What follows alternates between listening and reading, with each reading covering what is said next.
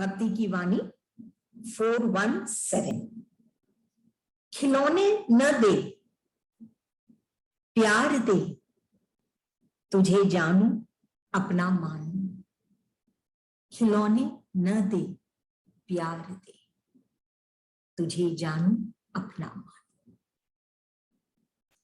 भक्त की ये अनुरोध है प्रभु से कि तू मुझे खिलौने न मत दे। खिलौने धन जन, जिसको हम स्थूल का धन, स्थूल के जन, स्थूल का मान सम्मान, ये सब खिलौने जो रंग बिरंगे हैं, देखने में सुंदर भी है, कभी कभी हमको आकर्षित भी करती है, लेकिन वो भक्त इसीलिए तो उसमें और लोग में अंतर है। वो उस आकर्षण में नहीं फंसना चाहता। वो कहता है खिलौने न दे प्यार दे। क्यों नहीं फंसना चाहता है? क्योंकि वो जानता है कि ये जो खिलौने हैं रंग बिरंगे, ये एक न एक दिन टूट ही जाएंगे। वो तो चाहता है उस प्यार को जो हमेशा उसके पास रहेगा, शाश्वत है जो प्यार। तो वो तो सस्ता सौदा नहीं करना चाहता वो भक्त। वो तो उस चीज को पाना चाहता है, उस भाव को पाना चाहता है जिससे वो कभी दुखी नहीं होगा। खिलौने तो टूट गए तो जिसके पास वो थे वो खिलौने, वो दुखी हो जाता है।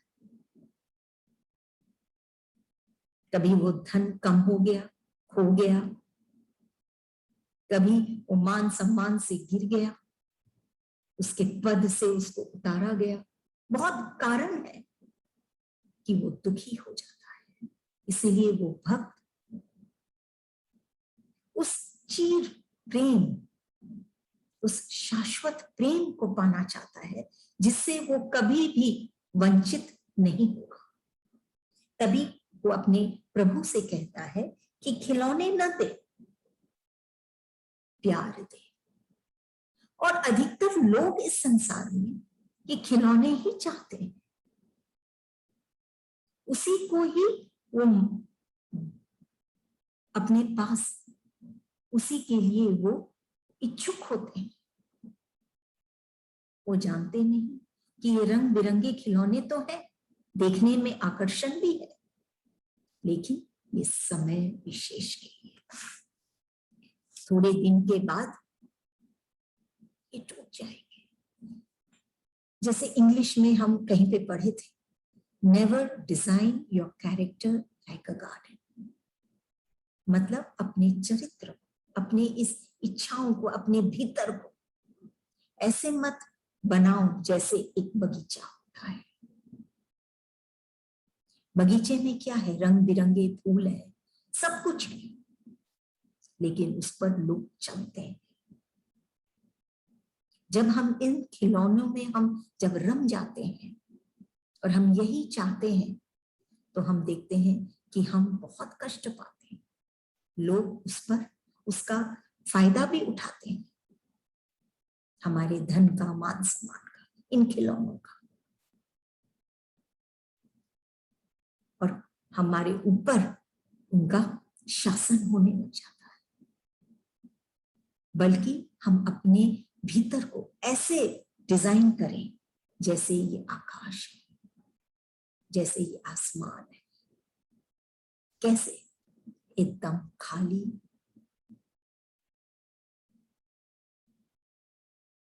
और वहां पे सब लोग पहुंचना चाहते हैं। ऐसा है ये स्काई, ये आकाश। तो अपने भीतर को हम ऐसा बनाए, ऐसे आकाश के जैसे, जहां लोग पहुंचना चाहते हैं, न कि ऐसे एक रंग बिरंगे बगीचे के जैसे जिसमें लोग चलते हैं और रौंद देते हैं। तो भक्त ये बात को महसूस किया है कि वो तो उस आकाश उस शून्य गगन में वो जीना चाहता है, जहां उसका इष्ट जो असीम है और अनंत है, वही इस सीमा के बाहर बसता है। उसके साथ वो एक होना चाहता है कि वो उसको जान सके, अपना मान सके, न कि वो इन खिलौनों में फंसना चाहता है जिससे दुनिया उसको रौंद दे और वो ठोकर खाए और दुख पाए। ये ऐसा आकर्षण है जो सीमित है, जो स्थूल है, जो खिलौना है, जो दिखता है, बस उतना ही है, सीमित है। लेकिन वो उस असीम को पाना चाहता है, उसको जानना चाहता है। तुझे जानू, अपना मान। तब जाके वो ऐसे एक स्थान पर पहुंचता है जहां पर सब लोग पहुंचना चाहते हैं।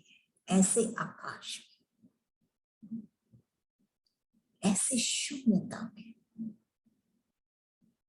जहां कोई नहीं, सिर्फ उसका इष्ट है। ऐसे आकाश में तभी कहते हैं कि खिलौने न दे, थोड़ी देर के लिए मैं बहल जाऊंगा, लेकिन फिर इसलिए तो मुझे प्यार दे।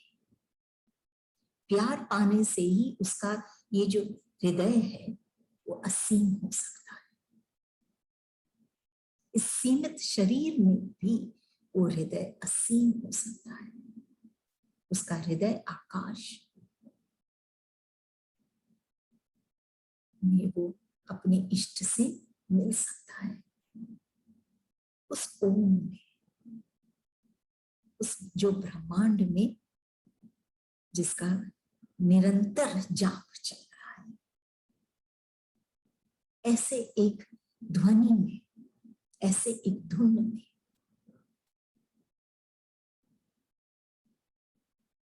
जो बेहद है, कभी रुकती नहीं, अनहद है, ऐसा नाद वो सुनना चाहता है। और वो सिर्फ प्यार करके, प्रेम करके अपने इष्ट से वो उस धुन को सुन पाता है, जिससे वो बेसुध हो जाता है और अपने इष्ट को वो जान पाता है, मान पाता है, और वो शाश्वत आनंद पाता है। न कि ये खिलौनों से जो वो समय विशेष के लिए क्षणिक खुशी पाया, उससे वो उठकर वो आनंद में समा जाता है। अगली वाणी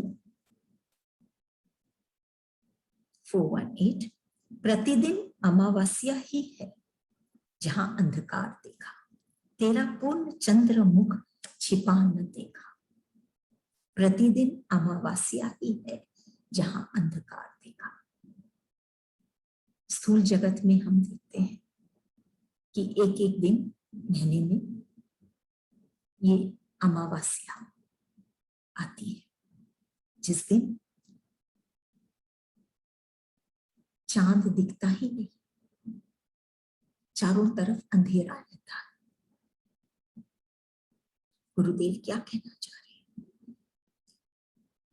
अगर वो भक्त वो पूर्ण चंद्रमुख नहीं देख पाएगा, पूर्ण चंद्रमुख मतलब चंद्र को, वो पूर्ण चंद्र को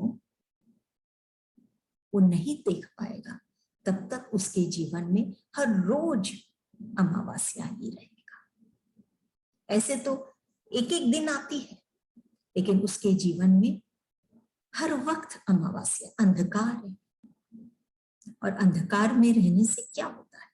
कुछ भी दिखता नहीं, स्पष्ट दिखता नहीं उसका जीवन। वो कहाँ जा रहा है, वो किससे भिड़ रहा है इस संसार में, उसको क्या ग्रहण करना है, वो भी नहीं दिखता, कुछ भी नहीं दिखता। तभी ये अमावस्या से उसको हटना होगा, इस अंधकार से जो उसके भीतर है। बाहर में तो एक दिन होता है महीने में, लेकिन उसके भीतर तो हर रोज वो अमावस्या है, वो अंधकार है। क्यों? क्योंकि जिस दिन अमावस्या भी होती है उस दिन वो जो चंद्र जो छिप गया है उसको वो दिखता नहीं, तभी अमावस्या। ऐसे ही उसके भीतर में ये जो अंधकार है, क्यों है? क्योंकि इस अंधकार के पीछे वो पूर्ण चंद्र मुख, चांद सा जो चेहरा है, जो मुख है, उस संत का, उस प्रभु का, उस ईश्वर रूपी संत का, गुरु का, वो नहीं देख पा रहा है, वो छिप गया है, इसीलिए अंधकार है। वो उसको छिपा हुआ वो देख नहीं पा रहा है। जब तक वो प्रकाश में नहीं आएगा तब तक वो देख नहीं पाएगा, जब तक वो सामने नहीं आएगा तब तक वो देख नहीं पाएगा। सामने आया वो पूर्ण चंद्रमुख, तो फिर प्रकाश हुआ उसके जीवन में और उसके भीतर में। क्या क्या चल रहा है उसके भीतर में, क्या तूफान है, क्या शोर है, क्या क्या है, उस कुछ उसको दिखने लग जाता है। भक्ति जो चैप्टर है वही भीतर की बात है। बाहर में तो हम समझ जाते हैं कि क्या हो रहा है, क्यों हो रहा है। विज्ञान, वैज्ञानिक ये प्रमाण भी देते हैं कि ऐसा क्यों हो रहा है, लेकिन भीतर भीतर की दुनिया में एक गुरु ही हमको इस अंधकार से प्रकाश की ओर लेके जाता है। वो दिखाता है, अंदर में अंधकार है तो दिखता नहीं, लेकिन जब वो प्रकाश करता है, प्रकाश हो जाता है, उसको देखने से जो छिपा हुआ था, वो चंद्रमुख, वो संत, वो चांद सा जो चेहरा था जिसका, मतलब जो शीतलता, वो जो पूर्णता, जो पूर्ण है, उसको जब वो देखा अपने भीतर, वो छिपा नहीं रहा, वो जब आगे आया, उसको जब वो देखा, तब वो अपने भीतर वो प्रकाश पाया। संसार में बहुत तरह के लोगों से हम मिलते हैं, प्राय सब हमारे जीवन में लेसन्स होते हैं, हमको कोई ना कोई चीज सिखा देते हैं। लेकिन एक जो संत से जब हम मिलते हैं, वो हमको एक ब्लेसिंग लगते हैं, वो कृपा करते हैं हम पर। वो खाली लेसन नहीं होते कि हम लोगों से मिलते हैं तो हम जो हमको लेसन मिलता है कि ऐसे नहीं करना चाहिए था, ऐसे नहीं करना चाहिए था, या ऐसे करना चाहिए था। लेकिन जब संत से मिलते हैं तो हमको ब्लेसिंग मिलता है, कृपा मिलती है, करुणा मिलती है उसकी। कैसे मिलती है करुणा? कि हमको जैसे कमल उस कीचड़ में खिलती है, वैसे हमको इस संसार में, इस कीचड़ रूपी संसार में कैसे हम कमल के जैसे खिल के प्रकाश की ओर दृष्टि रखते हुए हम कैसे खिल सकते हैं। यही करुणा है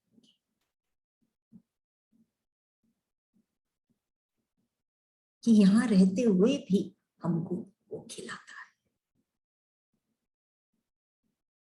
सिर्फ कृपा ही नहीं करता है कि देता जाता है हम जो चाहते हैं, बल्कि हम ये कीचड़ में भी कैसे रहें और खिले, ये भी हम भाव पाते हैं, युक्ति पाते हैं, भाव पाते हैं। तभी कहते हैं इसमें कि प्रतिदिन अमावस्या, हर रोज उसके जीवन में अंधकार ही अंधकार है। क्यों? क्योंकि वो उस पूर्ण चंद्रमुख को नहीं देख पाया जो छिपा हुआ था, क्योंकि वो तो उसके भीतर है। अपने भीतर जब वो जाएगा और भाव की आंखों से देखेगा, तब वो चंद्रमुख, पूर्ण चंद्रमुख उसके समक्ष दिखेगा। वो पाएगा उसको अपने भीतर, तब जाके उसके जीवन में ये अंधकार नहीं रहेगा और प्रकाश ही प्रकाश होगा। वो अपने आप को जानेगा, अपने इस संत को, इस चंद्रमुख, पूर्ण चंद्रमुख को जानेगा और जीवन जीने की कला को जान पाएगा, और उसी तरह से वो अपने जीवन का विचरण करेगा और आनंद पाएगा। इसीलिए ये रोज का जो अमावस्या है, जो अंधकार है, इस वाणी में गुरुदेव बोल रहे हैं, इसको मिटाओ।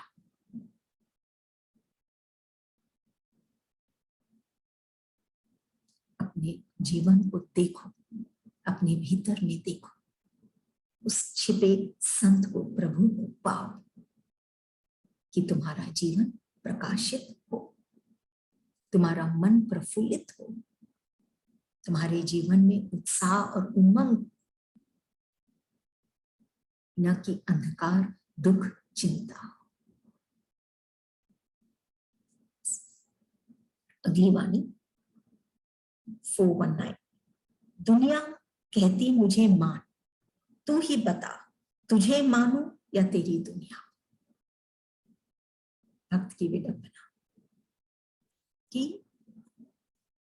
इस संसार में वो भक्त रहता है और कई बार वो ऐसे मोड़ पर आके फंस जाता है जहां उसको संसार खींचती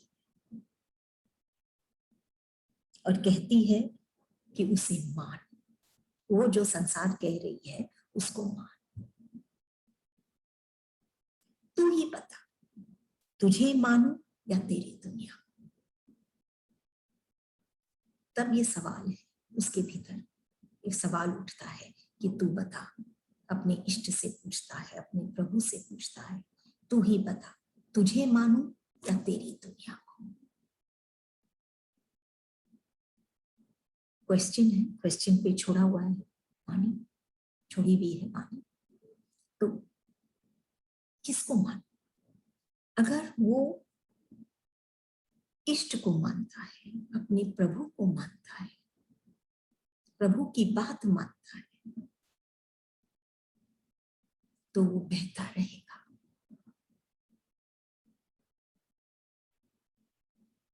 जैसे वो नदी सागर की ओर बहती रहती है, चाहे उसमें आप वो डैम जैसे आजकल बनाते हैं, बांध कंस्ट्रक्ट होता है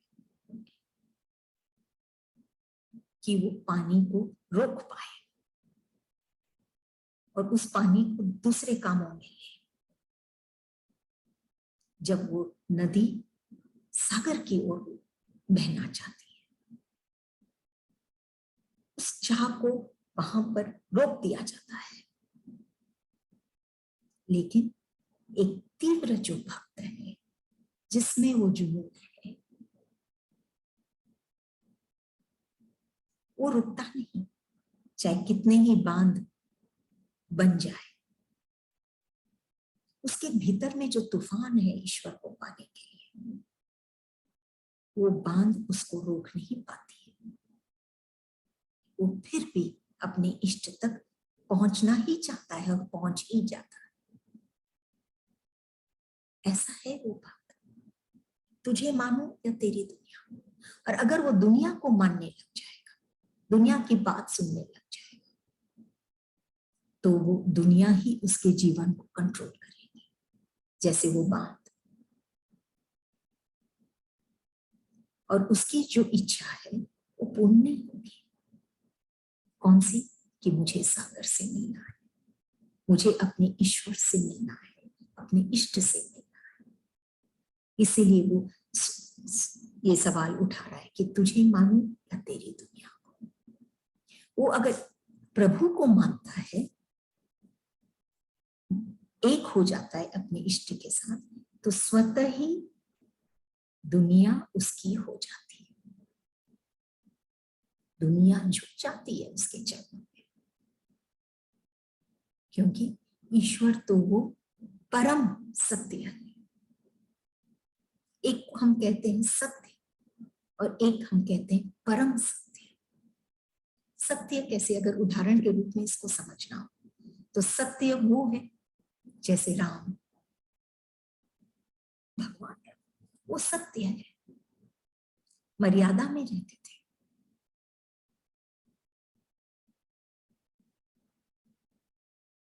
वो सत्य है। और कृष्ण वो मर्यादा को लांघते थे, मर्यादा के परे थे, वो है परम सत्य। परम सत्य क्या है? सत्य की एक्सट्रीम, वो है परम सत्य, जहां कोई सीमा नहीं, जहां कोई हद नहीं, वो ऐसी एक स्थिति, वो है परम सत्य। तब दुनिया कहती है मुझे मान, अगर वो ईश्वर को मानने लग जाएगा, वो परम सत्य से जुड़ जाएगा जो असीम है, क्योंकि कोई हद नहीं, अनंत है, तो स्वतः ही दुनिया उसको मानने लग जाएगी। तू ही बता, तुझे मानूं या तेरी दुनिया? ईश्वर को अगर वो मानेगा, वो तभी दुनिया भी उसकी होगी। और अगर सिर्फ दुनिया को मानेगा तो वो वहां फंस जाएगी, वो बाधक बन जाएगी उसके बहने में, वो वहीं रुक जाएगा।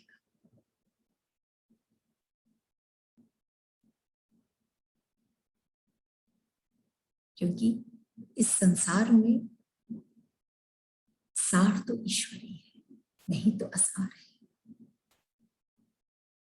विकार भी है, अभाव भी है, भय भी है, सब कुछ है। ये सब से वो घिर जाएगा। इसीलिए ईश्वर को माने, स्वतः ही ये सब झुक जाएंगे उसके चरणों में। उसको कभी कोई बांध बांध उसको रोक नहीं पाएगी, वो बहता चला जाएगा इस संसार में। आगे वाणी है 420-420। मेरे कृष्ण राधा, मेरे कृष्ण राधा को कहाँ खोजूं? मेरे कृष्ण राधा को कहाँ खोजूं? प्रेम दो कि राधा की प्रेम ही राधा बने, प्रेम दो कि राधा की प्रेम ही राधा बने। मेरे कृष्ण राधा को कहाँ खोजूं? जो कृष्ण का भक्त है वो राधा को खोज रहा है। ऐसे भी हम कहते हैं राधा कृष्ण। राधा बहुत प्रमुख है कृष्ण भक्ति में। जब कृष्ण की भक्ति होती है, वहां पहले राधा को मानना, राधा को जानना जरूरी है। तभी वो भक्त कहता है कि मैं राधा को कहाँ खोजूं। तब इसका एक सवाल है, इसमें आंसर भी है, गुरुदेव दिए हैं कि तुम प्रेम दो, क्योंकि राधा क्या है? राधा को अगर खोजना है तो कहाँ जाना होगा? प्रेम में जाना होगा, प्रेम में होना पड़ेगा, क्योंकि राधा और कुछ नहीं, प्रेम की धारा।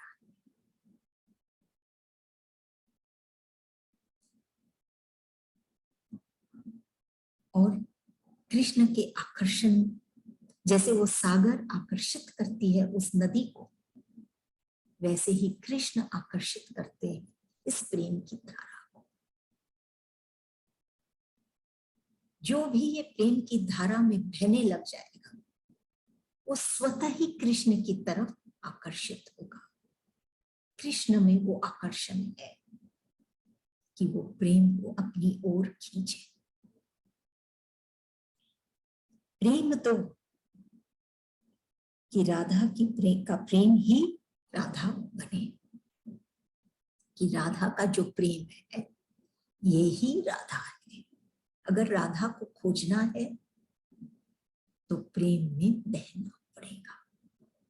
प्रेम में जब बहेंगे तो हम राधा ही नहीं बनेंगे, वो भक्त राधा ही नहीं बनेगा बल्कि कृष्ण को भी पाएगा। तो राधा अलग से कुछ नहीं, सिर्फ प्रेम की धारा है। जहां भी ये प्रेम की धारा बहती है, जिसके अंदर भी, वो राधा है। वो सुधार लाना पड़ेगा अपने भीतर। तभी कहते हैं ना, उधार से ज्यादा जरूरी है सुधार। वो सुधार लाना पड़ेगा वो भक्त को अपने भीतर भी, कि वो प्रेम की धारा में बहते रहे,